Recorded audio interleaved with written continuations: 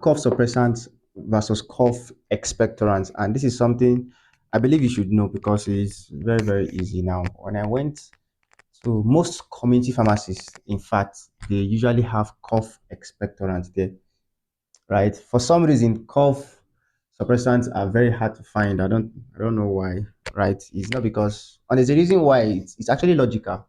Right, now depending on the kind of respiratory tract infection that you have, you can choose to use any of these for symptomatic relief, right? Because most upper or lower respiratory tract infection, they're usually viral in nature or they are caused by bacteria, really, right? Except sometimes fungi too they cause them, but it's very rare, except maybe you have HIV or you're immunocompromised. That's when you might have one kind of pneumonia. So now, if you have a viral infection, right, upper respiratory tract infection or lower respiratory tract infection, if it's a viral cause and the cough is dry, like nothing is coming out, you just cough, it's just irritating you, the cough is just dry. That is when you need a cough suppressant, right?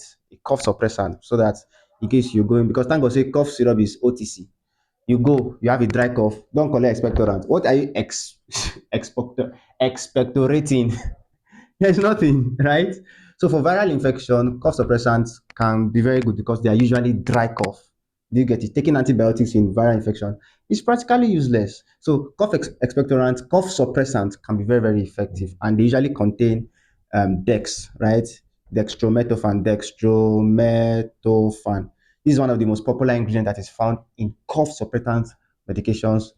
But then it's nowhere to be found again. So dextromethorphan is your guy currently, right? Some people also go for things that can help soothe the throat, right? Vitamin C is good, right? Honey too is very good. I've seen a lot of cough syrup having honey, vitamin C, and even zinc to also help to boost your immune system.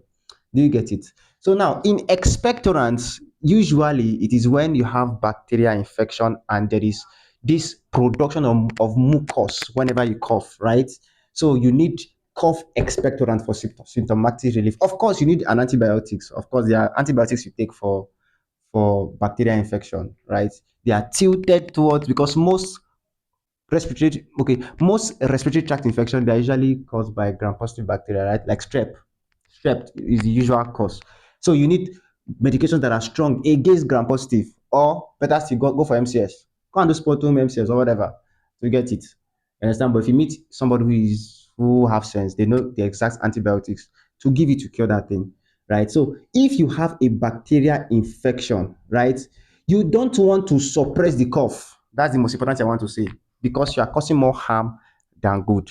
Don't forget, whenever you cough something, that is what we call adaptive immunity. Adaptive immunity. People that went to school those days, there's what we call adaptive immunity, right? It's your body trying to expel out that irritant, that bacteria that is causing all those irritation and scratchiness feeling.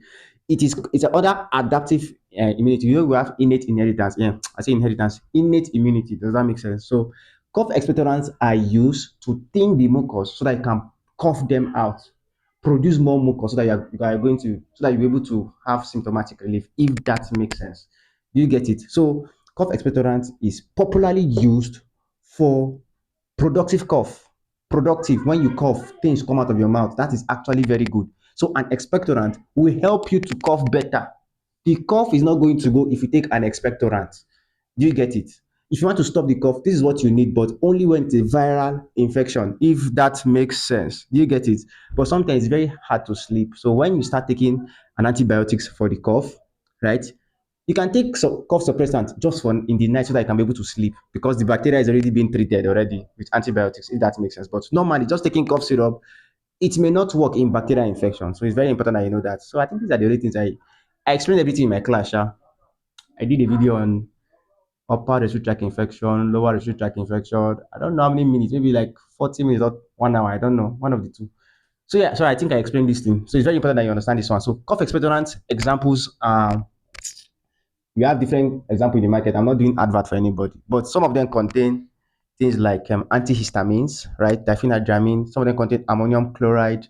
Some contain guanfacine. Yeah, yeah. Some contain um, promethazine. Some contain cetirizine and some other ingredients. If you just carry the cough syrup, turn it, you will see the things there. Right? I'm not telling everything. Those are they are for my students. All right, see you in my next video.